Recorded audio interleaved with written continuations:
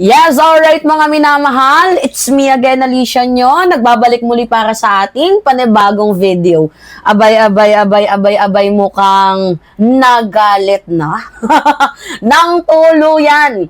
Itong si VP Sara Duterte, biruin nyo hindi pa naman nahimatay itong si Digong, abay pinalabas na ng mga DDS na itong si Digong ay naimatay na at papunta na daw po sa mukhang magiging comatose na itong si former President Duterte. So mukhang napikon si VP Sara Duterte sa ginawang fake news ng kanyang mga alipores. Paano ba naman hindi magpe-fake news, VP Sara? Saan ba sila nagmana? Di ba galing din sa'yo? Kasi kung ano yung itinanim mo sa kanila, abay ganun na ganun din ang aanihin natin. Biruin mo, tinuruan mo silang maging ganun So ano yung ine-expect mo? Magiging mabuti yung mga asal ng mga yan. Kahit nga AI, abay pinapaniwalaan ng mga yan. Hindi nagbe-verified ng totoong information. Tapos ngayon magagalit ka kung ipalabas nila na kahit buhay pa yung ama mo, abay pinapakita na nila sa publiko na mukhang nategi na yung ama mo. Kasi kung ako lang yung tatanungin, medyo parang umiiwas si Sara Duterte sa pagiging medyo madrama. Oo, mukhang umiiwas itong si VP sa pagiging madrama kasi mukhang nabibisto na yung kanyang taktika. Kaya ngayon, ang mga DDS, abay kanyang sinusupalpal na. So ngayon, sabi dito, ex-President Duterte, hindi totoong nakitang walang malay sa kulungan. So, pinabulaanan ni VP Sara Duterte ang kumakalat na ulat na nakita umanong walang malay sa loob ng kanyang kulungan si dating Pangulong Rodrigo Duterte sa The Hague, the Netherlands. Ayon kay VP Sara, maayos ang kondisyon ngayon ng dating Pangulo. Mismong si Duterte raw ang nagsabi na hindi ito totoo matapos siyang tanungin ng kanyang abogado. Scammer pala. Mga minamahal, itong mga DDS. Mga scammer kayo. Ano ba kasi yung pinaka-aims nila dyan? Una, pag mukhang kaawa-awa itong si former President Duterte. Pangalawa, gusto nila ng madramang drama. Diba? Para mas mukhang makatotohanan ng kanilang pagtangis, ang kanilang pakikibaka, or kung whatsoever. Diba? Yun lang naman talaga yung aims nila, ang magpaawa. Para makakuha ng ng simpatya. Diba? Kaya, diba, hindi na kayo magtataka kung bakit itong si VP Sara Duterte ngayon mukhang nagiging stricto na sa mga DDS at galit-galitan na. Kasi reality, ayaw magmukha ni Sara Duterte na mukha siyang desperado.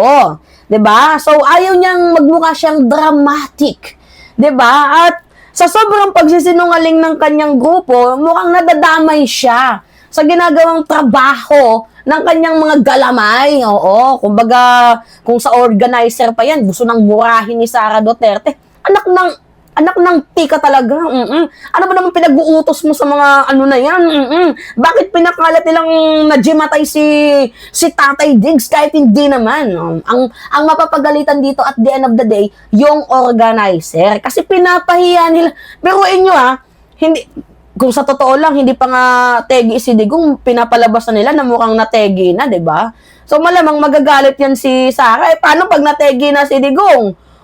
Di wala na silang magagamit na na alas pagdating ng eleksyon, 'di ba? Wala na silang pambugbog na ginawa nila. Si Digong pinakulong nila, kailangan natin maghimagsik. 'Di ba? Anak ng te.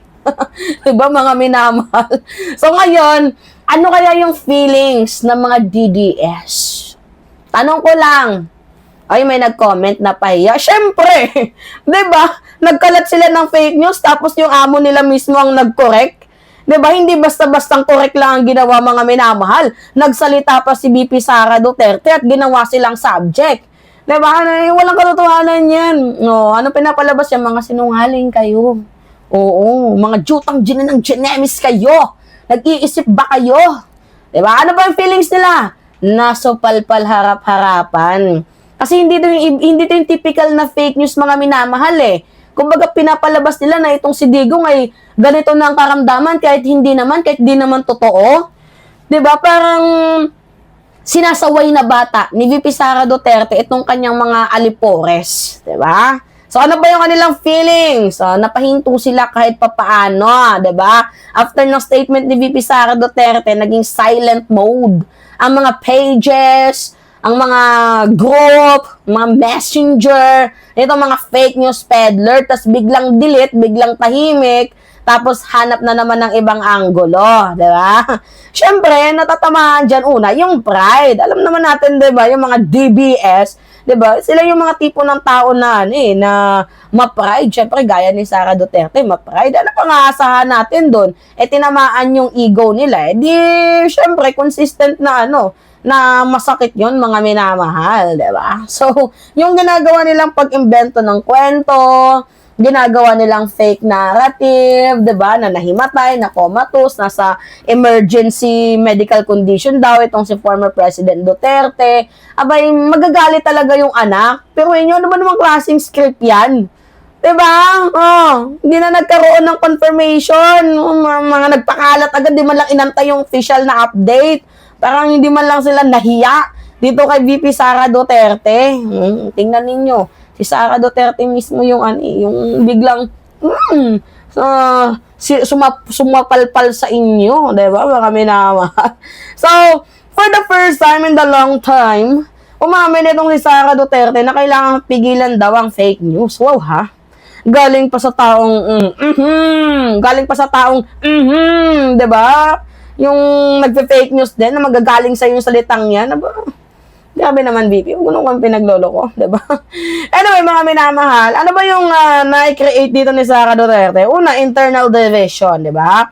Hindi solid ang messaging nila. Oo. May kanya-kanya silang hanap ng narrative dito. Kapag magkaaway, ang ginagawa nila, hanap sila ng script, napaka-unstable ng mga DDS. Pangalawa, na-expose ni Sara Duterte ang dishonesty ng mga DDS, ng kanyang mga alipores, diba? So, nakita na publiko, mga minamahal, kung paano maging fake news peddler itong kanyang mga, kanyang mga alipores. Pangatlo, diba, yung propaganda, nakita. So, si VP Sara Duterte ang nag-call out sa kanila mismo. Ibig sabihin, she is indirectly admitting that DBS are not credible. Aray mo.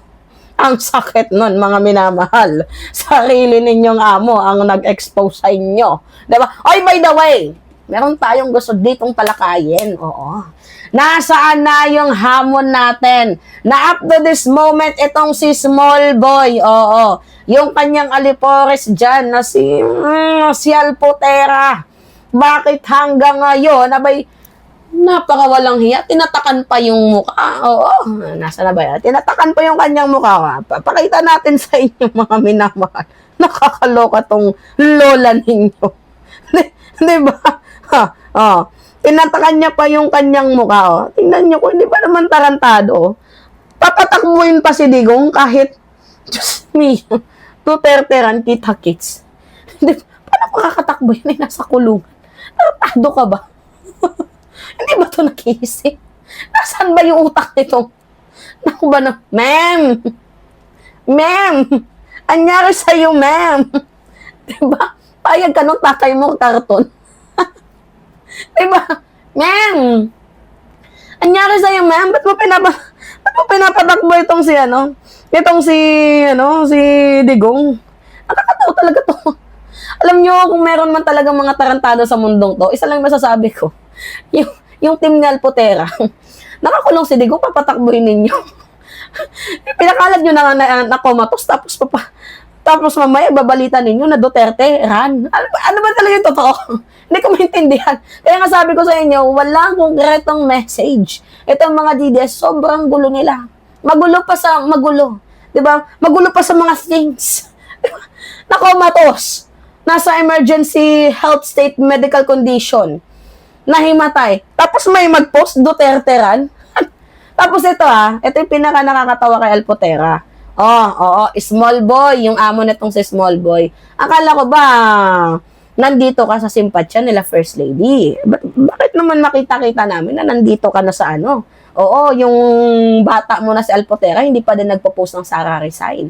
Akala ko ba mahal mo si First Lady? Oo, small boy. Diba? Ano yung gusto mo, small boy? Ha? Baka magalit si First Lady, baka magalit yan sa si First Lady, ha? Tapos pauwiin yung ano, yung 4 mong kapatid, small boy. Diba? Anong gusto mo? Pauwiin yung 4 mong kapatid? Alam namin na hanggang ngayon, Duterte pa rin yung nasa loob mo at tauhan mo pa din yung si Alpotera. Kung ayaw mo mapauwi yung 4 mong kapatid, diba? Ang gawin mo, ipapost mo na si Alpotera kung magaling ka, kung matapang ka, kung may paninindigan ka, diba? I-post mo. Oo, kay Alpotera na sa resign, yan yung hamon namin sa'yo. Diba? Hindi yung dami mong hanash.